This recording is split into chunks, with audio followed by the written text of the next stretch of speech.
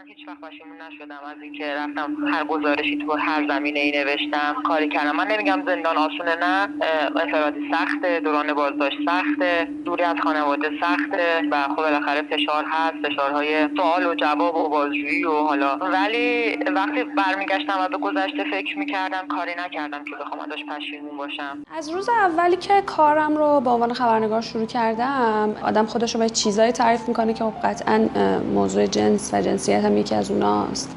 قطعاً توی یه جاهایی، یه موقعیت‌هایی، یه زمانایی خودش رو نشون میداد. یعنی میفهمیدم که نیلوفر حامدی که خبرنگار زن تعریف میشه یه تفاوت‌هایی داره، یه تفاوت‌هایی واسش ایجاد میشه که کم کم انگار اون رو یاد گرفتم. این میدان سخت رقابت تا به امروز باعث نشده واقعا خبرنگارای زن عقب بکشن. ببینید این خانم محمدی مسئله که براش پیش آمده طبعا همونطور که من قبلا گفتم این کاری بوده که از طرف روزنامه رفته انجام بده. موضوع اتهامی این دو خبرنگار ارتباطی با تهیه گزارش از مرگ خانم مهسا امینی نداره. این تماس از زندان ادین میباشد. سلام، محسن صالحی خواه میزبان شماست. شما دارید شماره 0 رادیو دیگر رو گوش میدید. به یاد دو خبرنگار حرفه‌ای که 1 سال گذشته رو در زندان گذروندند، الهه محمدی و نیلوفر حامدی، رادیو دیگر رو شروع میکنیم.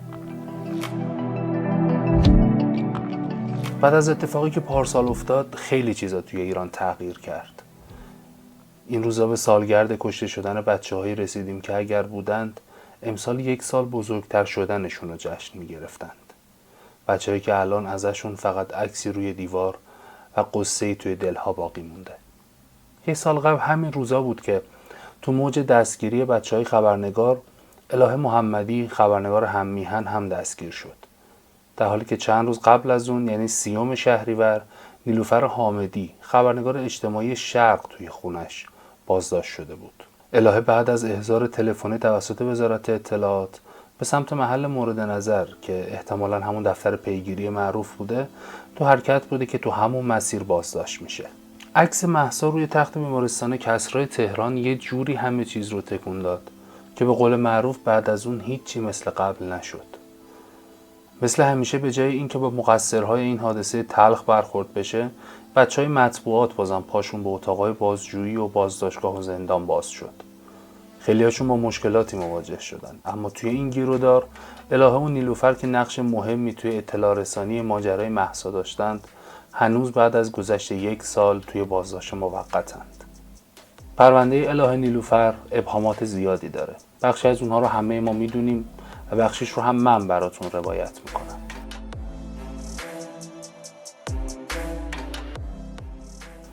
بیاید اول از اتهام ها شروع کنیم. وقتی الهه و نیلوفر رو دستگیر کردند، موجی راه افتاد مبنی بر جاسوس بودن اونها. از اونجایی که همیشه بعضیا هستن که میتونن بدون نگرانی از عواقب هر چی دلشون میخواد بگن، این تهمت بزرگ رو هم میذارن پای همون حاشیه امنی که اون آدم‌ها دارن. ببینیم قانون جاسوسی رو چی تعریف میکنه.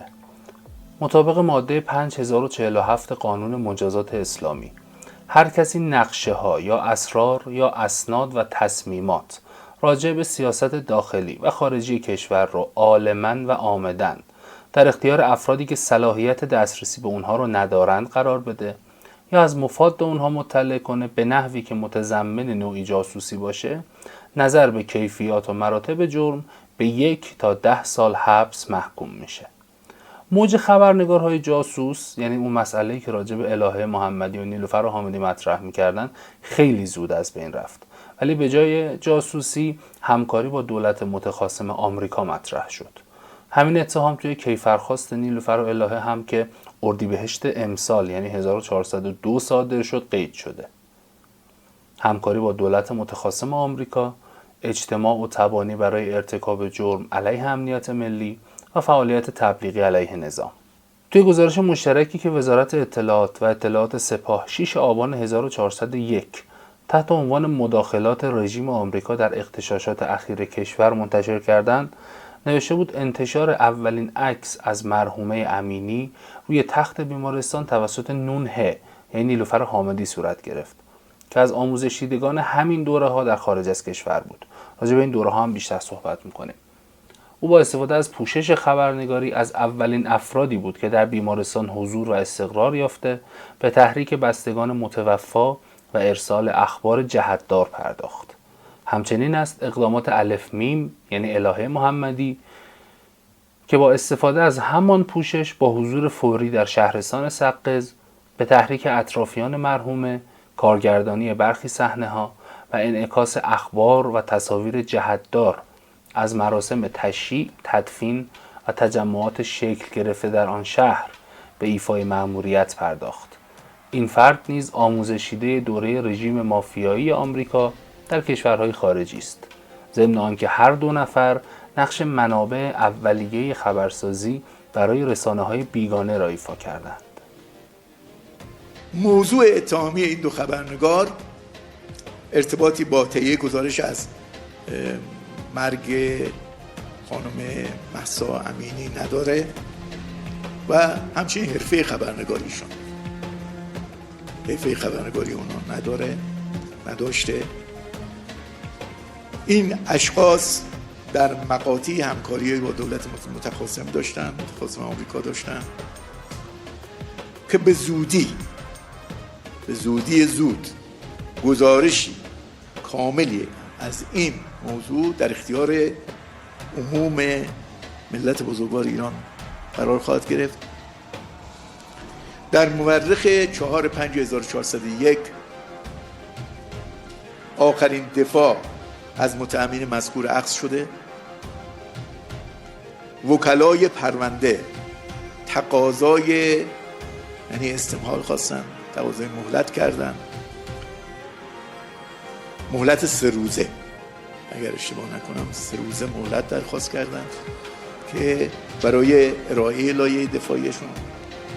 و وکلای متهمین اونچه که بازم مطلع شدن از رئیس محترم دادگاه، روز شنبه، همین شنبه گذشته، لایحه خودشون رو تقدیم دادگاه کردن. پرونده الان در حال انشاء رأی هست و به محضی که رأی صادر شد انشاءالله مطابق موازین قانونی و در حدود مقررات، قطعی نیست که اطلاع رسانی خواهیم کرد و مستحضر باشید در صلاحیت دادگاه است که اتهامات وارده به اونا رو تایید کنه، رد کنه.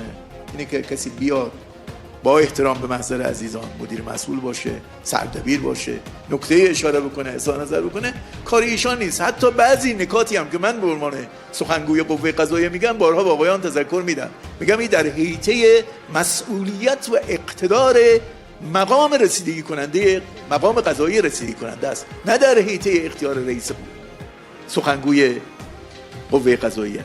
و حتی با احترام به محضر ریاست محترم قوه قضاییه، ایشان به ما درس دادن این مطالبه که بعضی‌ها در اختیار رئیس دادگاه رسیدگی کننده است و رئیس قوه بایستی نظارت کنه، کنترل کنه، ارشاد کنه، حمایت کنه که کار به درستی، دقت و صحت و سرعت انجام بشه. و همچنین رؤسای واحدهای قضایی که ذمت خلق بایستی دخالت در امر قضا صورت نگیره. کار رسیدگی به عهده قاضی صادر کننده رأی یا تصمیم گیرنده هست. تقریبا 1 ساله دارم به این فکر میکنم که وقتی یه دختر 21 ساله به خاطر حجاب، اونم حجابی که الان آرزوی هر مسئول جمهوری اسلامی بازداشت میشه، سر از بیمارستان در میاره و فوت میکنه، این اتفاق کوچیکیه. یعنی اصلا مهم نیست که به خاطر یه قانون از ریشه اشتباه و چیزی به اسم گشت ارشاد یه دختر فوت کرده. این سوال از جایی تو ذهنم ایجاد شد که اون بیانیه رو خوندم. یعنی وقتی الهه و نیلوفر رو متهم به انتشار اخبار جهت‌دار کرده بودند. هرچی فکر میکنم نمیتونم بفهمم که چطور میشه راجع به چنین مرگی اخبار جهت‌دار منتشر کرد. اصلا چطور میشه چنین مرگی رو انعکاس داد و انتظار داشت که مردم واکنش نشون ندن. اونم وقتی که از چند ماه قبل برخورد گشت ارشاد شدید شده بود. قضیه سپید رشنا هم و اون ماجرایی هم که تو اتوبوس اتفاق افتاد هممون میدونیم و همچنین اون مادری که سعی میکرد ون گشت ارشاد رو نگه داره، وقتی از ته دل جیغ میزد میگفت دخترم مریضه. واقعا بعد از همه این اتفاقا میشد انتظار داشت مرگ مهسا واکنشی توی جامعه نداشته باشه؟ جامعه‌ای که از آبان 98 به این طرف اعتراضای زیادی درش اتفاق افتاده، آدمای زیادی از بچه تا میان سال کشته شدن و وضعیتش روز به روز بدتر شده. واقعا میشد توی همچین جامعه‌ای انتظار واکنش نداشته باشیم؟ اعتراضات زیادی توی این سالها شروع و تموم شده، اما زمینه این اعتراضا هیچ وقت از بین نرفته. واسه همین پیشنهاد میکنم که روی این مسئله بیشتر فکر بکنید. از طرف دیگه تو اون بیانیه نوشته بود که الهه با حضور تو سقز به تحریک اطرافیان مهسا پرداخته و برخی صحنه‌ها رو کارگردانی کرده. راستش به این مسئله هم خیلی فکر کردم. یه آدم با هویت معلوم، کارمند یا در واقع خبرنگار یه رسانه قانونی و مجوزدار برای انجام کارش رفته به شهر محل زندگی مهسا یعنی سقز و اونجا صحنه‌گردانی کرده. هیچ وقت ندیدم و نشنیدم که فردی با چنین مشخصاتی لیدر یه اعتراض شده باشه. بیانیه میگه الهه به اونجا رفته و انجام مأموریت کرده، اما مدیر مسئول روزنامه هممیهن همون موقع به صراحت اعلام کرد این ما بودیم که الهه محمدی رو به سقز اعزام کردیم. ببینید این خانم محمدی مسئله که براش پیش آمده طبعا همینطور که من قبلا گفتم این کاری بوده که از طرف روزنامه رفته انجام بده و گفتن برای اینکه بتونیم واقعیت مسئله رو گزارش درستی تهیه بکنیم و دچار شایعات نشه، اخبار کذب توی اینجور برنامه ها و اینا زیاد اتفاق میفته که دهن به دهن نقل میشه، مخصوصا یکی دو سه تا مورد که شایعه بود. من تأکید داشتم که مثلا این مسائل رو تو محل از خود خانواده و اینها بتونن تحقیق بکنن.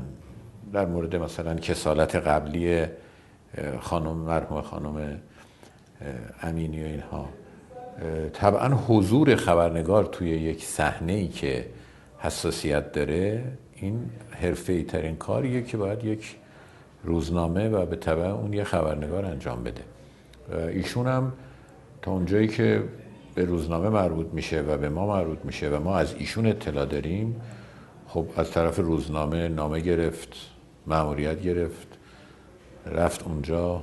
گزارشی هم که تهیه کرده بود، گزارش حتی صوتیشو کامل آورد اینجا تحویل روزنامه داد. البته خب یه مواردی توی گزارش بود که والا خیلی شاید لازم نبود اون مقطع مثلا توی گزارش ذکر بشه که ما اونجا اعلام کردیم که اینو میتونیم در اختیار دستگاه‌های قضایی و اطلاعاتی و اینها بگذاریم. بعد از این ماجرای به هر حال سوء تفاهم و دستگیری که پیش اومد، چند بار از مسئولین امنیتی سوال کردم که این ماجرای ایشون چیه اگه مربوط به روزنامه است، که خب ما تو جریان روزنامه باید به هر حال طبق قانون و اینها عمل بشه، مسئولیتش مشخصه.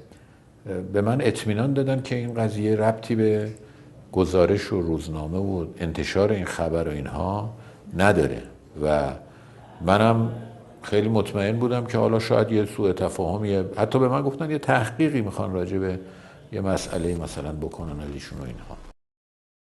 راستش این بخش از این ادعاها درباره این بچه‌ها به قدری با عقل جور در نمیاد که ترجیح میدم بیشتر از این راجع بهش صحبت نکنم. اما یه توضیح هم راجع به دوره‌هایی که گفته میشه نیلوفر و الهه شرکت کردن بدم بهتون. این حرف درسته که سرویس‌های اطلاعاتی از پوشش انجمن‌ها و سازمان‌های غیر دولتی یا NGO‌ها برای پیشبرد اهدافشون استفاده میکنن. این مخصوص امریکا نیست. تقریبا همه کشورهایی که تو عرصه اطلاعاتی فعالن و سرویس‌های قدرتمندی دارن از این پوشش‌ها استفاده میکنن. شرکت کننده های این دوره‌ها معمولا از ماهیت اصلی این انجمن‌ها خبر ندارند. اما اینجا یه استثنای مهم وجود داره. اونم اینه که همه این سازمان‌های غیر دولتی و تشکل‌ها وصل به سرویس‌های اطلاعاتی نیستن. اکثر اونها بخشی از جامعه مدنی تو کشورها هستن که مشغول فعالیتن و شناخته شده هم هستن. اما نگاه غالب توی ایران امروز اینه که این انجمن‌ها بستر نفوذن و این استثنا رو قبول ندارن. این دوره آموزشی هم که برگزار میشه مختص به روزنامه‌نگاری نیست. دوره‌های زیادی برای آموزش حقوق زنان، کارگران، حقوق بشر، اقلیت‌ها و چیزهای دیگه برگزار میشه. پس مسئله عجیبی نیست. پارسال بعد از اینکه مدتی از بازداشت این بچه‌ها گذشت، یادداشتی نوشتم با عنوان سناریویی برای دختران دربند. یه سری از ابهامات رو مطرح کردم و چند سوال پرسیدم. محور یادداشتم همین بیانیه‌ای بود که بهش اشاره کردم. توی بیانیه نوشته بودن با توجه به حضور منابع اطلاعاتی ما در تعدادی از دوره‌های فوق الاشاره، لذا مفاد آموزشی دوره‌های مذکور و عناصر شرکت کننده در آنها در اختیار بوده و بنا به ضرورت تعدادی از شرکت کنندگان بازداشت، تعدادی از آنها جلب همکاری و عده‌ای دیگر تحت نظر سربازان گمنام امام زمان عجل الله می باشند و از ارتباطات آنها با مراکز مورد نظر برای حفظ اشراف اطلاعاتی استفاده می شود. قبل از هر چیز باید این نکته رو بگم که اگر شخصی از یک شبکه دستگیر بشه، برای اینکه بشه بقیه شبکه رو هم شناسایی کرد، هیچ وقت موضوع به رسانه ها راه پیدا نمیکنه. یعنی هیچ اشاره‌ای توی رسانه ها نمیشه. بلکه یه سری شیوه و شگردهای خاص خودش رو داره که موضوع ما نیست توی رادیو دیگر. اما این مسئله رو باید از یه زاویه دیگه نگاه بکنیم. این ادعایی که الان براتون خوندم به معنی داشتن بالاترین اشراف اطلاعاتی روی موضوعه. ادعایی که یک سوال به وجود آورده و من هنوز هم جوابش رو پیدا نکردم. تو اون یادداشت پرسیده بودم اگر شما همان گونه که ادعا کردید، این رو کتابی میخونم چون با بقیه صحبت ها متفاوته، اگر شما همان گونه که ادعا کردید بیشترین اشراف اطلاعاتی را روی این دوره ها و این اشخاص دارید، پس چرا گذاشتید یک دختر 30 ساله با یک دفترچه یادداشت، یک گوشی موبایل و شاید یک وایس ریکوردر اینطوری از زیر دستتان بلغزد و کشور را در بحرانی وارد کند که آغاز 4مین ماهش را شاهد هستیم؟ اگر نونهه تحت اشراف اطلاعاتی شما بوده، یعنی تماسهایش تحت کنترل، رفت و آمدهایش تحت کنترل، ارتباطهایش تحت کنترل، پس چطور گذاشتید کار به اینجا برسد؟ اگر اینطور که شما میگویید نبوده، پس احتمالاً سناریویی نوشته شده و قرار است به مردم تحویل داده شود. این سناریو چی میتونه باشه؟ به نظر من این سناریو کتمان وجود اعتراضات در داخل و انداختن تمام مسئولیت گردن کشورهای دیگه است. یعنی همون مثلث همیشگی آمریکا، انگلیس، اسرائیل که توی بسیاری از مسائلی که توی کشور وجود داره همیشه به اونها ارجاع داده میشه و برای اثبات همچین چیزی خب چه مدرکی بهتر از 2 خبرنگار که متهم هستن به ارتباط با دولت متخاصم آمریکا. گزارش الهه از سقز با تیتر یک وطن اندوه و گزارش بعدی که راجع به گشت ارشاد نوشت با تیتر اضطراب ارشاد رو حتما توی هم بخونید. اضطراب ارشاد آخرین گزارش منتشر شده از الهه است. شاید بگن زندانی شدن الهه و نیلوفر ربطی به موضوع مهسا نداره، اما رفتارها و روندی که طی شده چیز دیگه ای رو نشون میده و البته طبق آخرین اظهار نظری که از وکیل الهه خوندم، اسم مهسا بیش از 10 بار توی کیفرخواست تکرار شده. اینا هم نکاتیه که باید روشون بیشتر فکر کرد. یکی از اتهامایی که راجع به این بچه‌ها میگن استفاده از پوشش خبرنگاریه. پوشش توی ادبیات اطلاعاتی معنی خاصی داره. پوشش یعنی استفاده از یک موقعیت جعلی برای رسیدن به یک هدف یا پنهان کردن یک واقعیت. مثلا وقتی یه افسر اطلاعاتی برای انجام مأموریت به کشور خارجی میره، معمولا از پوشش دیپلمات استفاده میکنه، یا ممکنه برای مراقبت از یه سوژه مأمور تعقیب و مراقبت تو پوشش یه دستفروش یا یه رفتگر به اون محل بره. این چیزیه که توی فیلم‌های پلیسی حتما دیدین. اما مسئله اینه کسی از پوشش خبرنگاری استفاده میکنه که خبرنگار نباشه. چطور میشه یه خبرنگار با آدرس و محل کار و سابقه مشخص از پوشش خبرنگاری برای رسیدن به اهداف شومش استفاده کنه؟ کاش آدمایی که چنین اتهامایی رو مینویسن یه مقدار توی انتخاب کلمات دقت بکنن. روزی که مهسا امینی بیمارستان بود، نیلوفر رفت بیمارستان، همونجوری که همه میدونن. از قبل برنامه سفر چیده بودیم که بریم قزوین و زنجان. ما فردای اون روز رفتیم قزوین. دقیقاً نقطه‌ای که ما داشتیم از مسجد جامع قزوین بیرون اومده بودیم، تو خیابون داشتیم راه میرفتیم و نیلوفر گفت که حرفی که دارم میزنم 2 یا 3 روز قبل از بازداشت نیلوفر. من فقط دلم میخواد روزنامه‌نگار باشه. بیشتر و بیشتر از هر چیزی توی این روزها دلم برای روزنامه‌نگاری تنگ شده. خیلی خیلی زیاد برای روزنامه‌نگاری تنگ شده. خیلی از کسایی که منو میشناسن بهم ایراد گرفتن که چرا از الهه محمدی و نیلوفر حامدی دفاع میکنی. شاید به خاطر اینکه از یه سری مسائل اطلاع دارم راجع به این پرونده احساس مسئولیت میکنم. برای همین فکر کردم که باید راجع به این بچه‌ها بنویسم و به احترام حرفه‌ای بودنشون رادیو دیگر رو با اونها شروع کنم. یکی از مشغولیت‌های ذهنی من روی این پرونده ها مسائل حقوقیش بود. به خاطر همین سوالایی که برام پیش اومده بود رو از 2 وکیل دادگستری پرسیدم. آقای محمد هادی جعفرپور و آقای رضا نامجو. آقای نامجو قبل از اینکه وکیل دادگستری بشن سالها روزنامه‌نگار بودن و الهه محمدی رو هم از نزدیک میشناختند. راجع به نحوه دادرسی به اتهام خبرنگاران محترم خانم‌ها حامدی و محمدی، اولین چالش و علامت سوالی که مطرح هست این که اتهام این دو بر چه مبنایی و در چه قالبی مطرح شده. برای شناسایی این چالش نیازمند این هستیم که به پرونده و محتویات پرونده دسترسی داشته باشیم تا بشه اظهار نظر دقیق و مبتنی بر قانون داشت. اما خب بنابر اطلاعات و اخبار منتشر شده پیرامون پرونده این دو عزیز و اظهاراتی که سخنگوی محترم قوه قضاییه چندین نوبت راجع به اتهام این دو داشتند، بنا به فعالیت حرفه‌ای خانم حامدی و محمدی به نظر میرسه که شالوده و اساس اتهام انتسابی به این دو خبرنگار به لحاظ فعالیت‌های مطبوعاتی ایشان بوده که مستند به اصل 168 قانون اساسی رسیدگی به جرایم مطبوعاتی اولا بایستی علنی باشه و ثانیاً بایستی با حضور هیئت منصفه و این شرط و قید آنچنان اهمیت داره که در عالی ترین قانون کشور یعنی قانون اساسی به اون اشاره شده. معمولا قانون اساسی به کلیات رابطه حاکمیتی و حکومتی اشاره میکنه، اما به جهت اهمیت این موضوع راجع به نحوه دادرسی یک سری اتهامات که معمولا محل انشاء این مقررات در مقررات دادرسی مثل قانون آیین دادرسی کیفری است، اما آمدن در اصل 168 قانون اساسی به اون تأکید مؤکدی داشتن و ماده 36 و 37 قانون مطبوعات هم نیز بر این تأکید در واقع تأیید مجددی گذاشته که حتما میبایستی با حضور هیئت منصفه و به صورت علنی برگزار بشه رسیدگی به جرایم مطبوعاتی و سیاسی. بنابراین اولین چالش و مشکل وارد بر دادرسی پرونده این دو بزرگوار مخالفت اون با اصل 168 قانون اساسی و قانون مطبوعات هست. این بر این فرض هست که بنابر اطلاعات واصله شروع انتصاب و پرونده دو خبرنگار با اتفاقاتی بود که حول پرونده مهسا امینی رخ داد و تحقق پیدا کرد.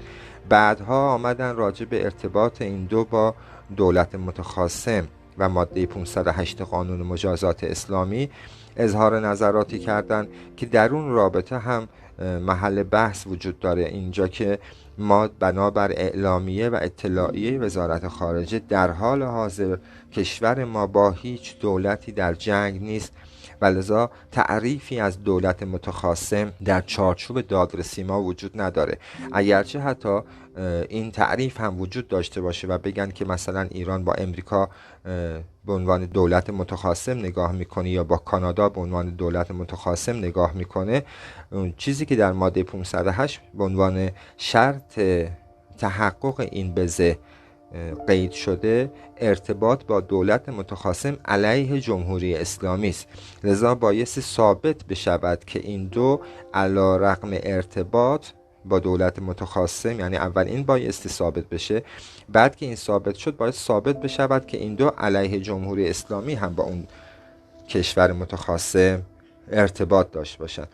با همین دوتا ایراد وارده بر دادرسی اتهامات خانم محمدی و خانم حامدی به نظر میرسه دادرسی پرونده این دو بزرگوار خالی از ایراد نبوده و چه بهتر می بود که قوه قضاییه مر قانون رو در جهت قوام بخشی به نحوه دادرسی و رسیدگی به پرونده ها مورد لحاظ قرار میداد تا کمتر ایرادات و نقد به این نحوه دادرسی وارد میشد. و بعد پرسیدم آیا دادگاه میتونست علنی برگزار بشه؟ موضوع اتهامی منتسب به سرکار خانم محمدی و خانم حامدی طبیعتاً از دو وجه برای من واجد اهمیت بود. یکی تخصص حقوقی و اون نگاهی که به عنوان یک وکیل دادگستری میشد به موضوع داشته باشم و یکی هم به هر حال همکار سابق و اینکه از منظر روزنامه‌نگاری هم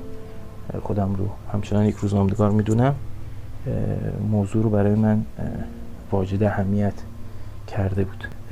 ببینید، یکی از مسائلی که قانون اساسی جمهوری اسلامی ایران به عنوان میثاق ملت دربارش صحبت میکنه اصل علنی بودن رسیدگی هاست. اصل بر علنی بودن رسیدگی هاست مگر آنکه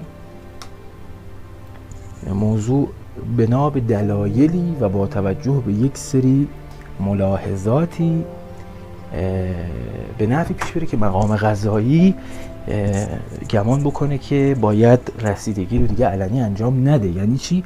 ما یک خیر جمعی داریم در باب علنی بودن، یک اصل اساسی داریم، حالا باید این اصل تخصیص بخوره با یک ملاحظه و یک خیر دیگری، یک اولویت دیگری که اون اولویت مهمتر از تأمین این اصل باشه.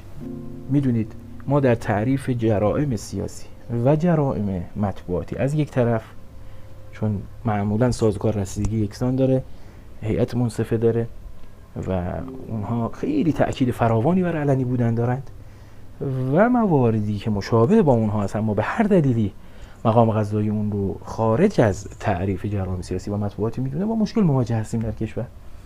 و در بسیاری از موارد دکترین حقوقی و اساتید حقوقی که موضوعی رو مصداق جرائم سیاسی و مطبوعاتی میدانند و مقام قضایی این گونه تعبیر و تفسیر نمیکنه. خب میدونید همین موضوع چقدر بعداً در نتیجه رسیدگی میتونه تاثیرگذار باشه. قواعد رسیدگی، چارچوب‌های شکلیش خیلی متفاوته، قابل قیاس نیست. به اضافه اینکه خب اونجا با تعدد قاضی ما مواجه هستیم، اینجا قاضی منفرد رسیدگی میکنه. این هم به نظر میاد مسائلی هست که باید بهش توجه میشد. همانطور که در پاسخ پرسشی که عرض شد راجع به علنی بودن نحوه دادرسی پرونده که بر فرض اینکه جرم سیاسی یا مطبوعاتی بوده میبایست به صورت علنی برگزار میشد، در آیین دادرسی کیفری هم ماده 352 به صراحت رسیدگی به تمامی جرایم رو علنی میداند. ماده 352 مقرر میکند محاکمات دادگاه علنی است. ما در عالم حقوق این نوع انشاء ماده قانونی رو به عنوان اصل میپذیریم و میگیم که بنابراین ماده قانونی اصل بر آن است که در تمامی محاکمات کیفری رسیدگی میبایستی علنی باشد و بنابر مختصات در واقع اصول و منطق هر اصل و قاعده یک استثناءاتی دارد که همین ماده استثناءات علنی بودن جلسات دادگاه رو معلوم و معرفی میکنه که مثلا مگر در جرم قابل گذشت که طرفین یا شاکی غیر علنی بودن محاکمه را درخواست کنند، یا همچنین دادگاه پس از اظهار عقیده دادستان قرار غیر علنی بودن محاکمه را در موارد ذیل صادر کنند، مواردی مانند امور خانوادگی، جرایم منافی عفت یا خلاف اخلاق حسنه، یا زمانی که علنی بودن دادرسی مخل امنیت عمومی یا احساسات مذهبی یا قومی باشه. و در تبصره ماده 352 آمده که منظور از علنی بودن محاکمه عدم ایجاد مانع برای حضور افراد در جلسات رسیدگی است. با این وصف طبیعتاً میبایست جلسه رسیدگی به اتهام این دو خبرنگار محترم بدون مانع و به صورت علنی برگزار میشد، یا حداقل امکان حضور اهالی مطبوعات و رسانه که در واقع خانواده صنفی و حرفه‌ای این دو خبرنگار هستند حضور پیدا می‌کردند. چه بسا نظارت افکار عمومی بر نحوه دادرسی برای جامعه در آینده که حکم این دو خبرنگار صادر میشه اقناع وجدانی بیشتری فراهم میکرد. الان یکی از چالش ها و پاشنه آشیل های این پرونده همین هست که مردم در انتظار هستند ببینن چه حکمی صادر میشه و چون موانعی برای حضور نمایندگان رسانه و مطبوعات در این پرونده و در جلسات دادرسی در واقع ایجاد شده بود، طبیعتاً واکنش های ممکنه نسبت به این پرونده و هر حکمی که صادر بشه به جز براءت در انتظار این پرونده و تصمیم مأخوذه خواهد بود. در با پرونده این دو فرد ما ندیدیم و حداقل در افکار عمومی چون این قضیه جا نیفتاد که اون مصلحت اساسی که موجبات غیر علنی بودن رسیدگی رو فراهم کرده چه بوده. به این زمامی که اون مصلحت اساسی به هر حال باید بیان میشد. ببینید اول بیان شده که غیر علنی بودن رسیدگی به طرفین ابلاغ شده و تصمیم بر این شده که رسیدگی به صورت غیر علنی باشه. بعد از اون ما ببینیم که برخی از مقامات و افرادی که به اصطلاح عنوانی دارن، پستی دارن، مسئولیتی دارن در دستگاه قضایی، علیرغم صدور قرار غیر علنی بودن اطلاعاتی را مطرح میکنند، مباحثی را بیان میکنند که در تعارض با قرار فعل اشاره هست. خب این باید به عنوان یک ایراد مطرح بشه. نکته بعد این هست که اون اطلاعیه و بیانیه‌ای که به صورت مشترک، بیانیه مشترک ماموران وزارت اطلاعات یا دستگاه اطلاعاتی ما، وزارت اطلاعات و اطلاعات سپاه منتشر شد، انگشت تأکید بر فعالیت‌های مرتبط با درگذشت خانم امینی نهاده بود. اما بعداً سخنگوی قوه اعلام کردند که محاکمه این دو خبرنگار ارتباطی با موضوع خبررسانی تهیه گزارش در خصوص مرگ خانم امینی نداره. خب اینها تعارضه. خیلی از بچهای روزنامه‌نگار از تلخ بودن این عبارت حرف زدن، 1 سال بازداشت موقت.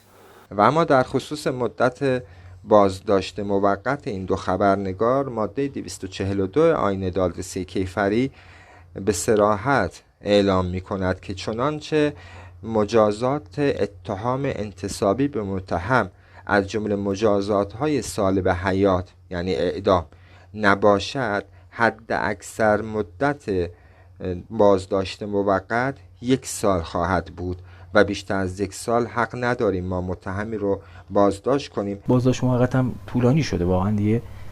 اینجا فکر میکنم که از منظر قانون باید پاسخگو باشند به چه دلیل بیش از 1 سال. ببینید اینجا بحث بر سر این نیست که عناوین اتهامی در نهایت منجر به صدور رأی می شود راجع به اون عناوین یا خیر. موضوع اینه که حتی اگر هم منجر بشود و یا نشود، قانون صراحت داره بعد از 1 سال بازداشت موقت در مورد چنین عناوین اتهامی باید تعیین تکلیف میشد و هنوز نشده، در حالی که 1 سال خیلی وقت گذشته. از طرفی هم با توجه به نوع اتهام، اگر اتهام انتصابی به متهم دارای حداقل مجازات 1 سال حبس باشد، از این منظر هم ادامه بازداشت متهمین بیش از 1 سال اقدامی است خلاف قانون آیین دادرسی کیفری و دادرسی عادلانه. در ماده 242 به جهات مختلفی در واقع تکالیف مقام قضایی رو روشن میکنه که نسبت به بازداشت موقت متهم میبایستی تصمیم گیری بشه. انتهای این ماده اعلام میکنه به هر حال مدت بازداشت متهم نباید از حداقل مجازات حبس مقرر در قانون برای آن جرم تجاوز کند و در هر صورت در جرایم موجب مجازات سلب حیات مدت بازداشت موقت از 2 سال و در سایر جرایم از 1 سال تجاوز نمی کند. یقینا اتهاماتی که به این دو خبرنگار وارد شده بنا به اخبار اطلاعات جز اتهاماتی نیست که مجازاتش اعدام باشه تا جایی که ما اطلاع داریم. بنابراین ادامه روند بازداشت این دو متهم و دو خبرنگار عزیز برخلاف مقررات آیین دادرسی کیفری، دادرسی عادلانه و صراحت ماده 242 آیین دادرسی کیفری است که تخطی از اون تخلف و در واقع تخلف انتظامی قضات تلقی میشه و اون قاضی در ادامه این اتفاق مسئول و پاسخگو خواهد بود. و آخرین سوال هم مربوط میشد به اعلام حکم این بچه ها. با اینکه الان 2 ماه از برگزاری دومین و آخرین جلسه دادگاه گذشته، هنوز تا زمان ضبط این پادکست خبری از اعلام حکمشون نیست. ماده 135 آیین دادرسی کیفری اعلام میکنه که پس از اعلام ختم دادرسی قاضی مکلف است ظرف 1 هفته به انشاء حکم خودش اقدام کنه. بنابراین که سوال شده آیا زمان صدور رأی در واقع غیر قانونی است یا نبایستی تا الان رأی صادر میشد، با توجه به اینکه بنده اطلاع ندارم که قاضی محترم پرونده پس از اخذ آخرین دفاع متهمین ختم دادرسی رو اعلام کرده یا نه، اظهار نظر راجع به این سوال طبیعتا امکان پذیر نیست مگر با 2 فرض. اگر اعلام ختم دادرسی شده باشد، بله بایستی ظرف 1 هفته حکم صادر میشد. اما اگر نه اعلام ختم جلسه شده باشد، یعنی اینکه این جلسه فعلا مختوم است و ممکن هست قاضی رأی، نظر و دستور دیگری در آینده داشته باشه، بنابراین اون فرصت و مهلت 1 هفته‌ای مندرج در ماده 135 شامل این پرونده نخواهد شد و لذا از این حیث ایرادی بر عملکرد قاضی پرونده وارد نیست، مگر آنکه بنا به مستندات پرونده قاضی محترم اعلام ختم دادرسی رو ذیل صورت جلسه‌ای که امضا کردن در واقع انشاء شده و اعلام کرده باشه. متاسفانه همه ما به دیدن اعتراف‌های تلویزیونی عادت کردیم.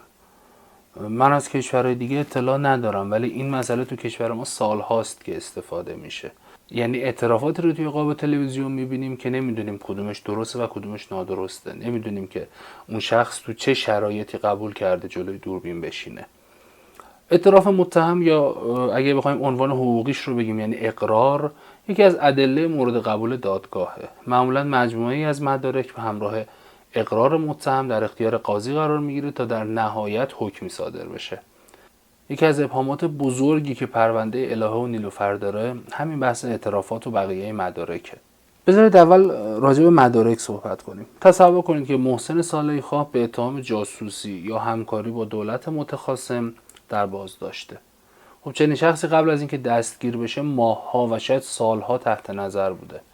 وقتی این متهم جلوی قاضی میسته، اون قاضی مدارکی رو در اختیار داره که این مدارک تو مرحله تحقیق جمع آوری شده.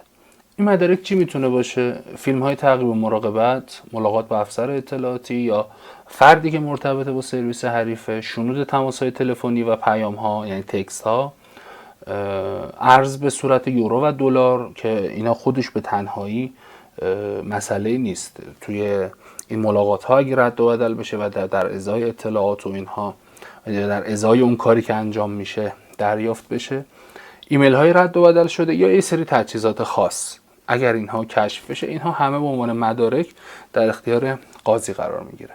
پارسال وقتی نیلوفر و الهه به ارتباط با دولت متخاصم و آموزش دیدن توسط وزارت خارجه آمریکا متهم شدن، تو یکی از یادداشتام راجع به این موضوع مطرح کردم که لطفاً چنین مدارکی رو حتی شده 1 برگ سند منتشر کنیم که ما هم به اشتباهمون پی ببریم که داریم از این بچه‌ها حمایت میکنیم.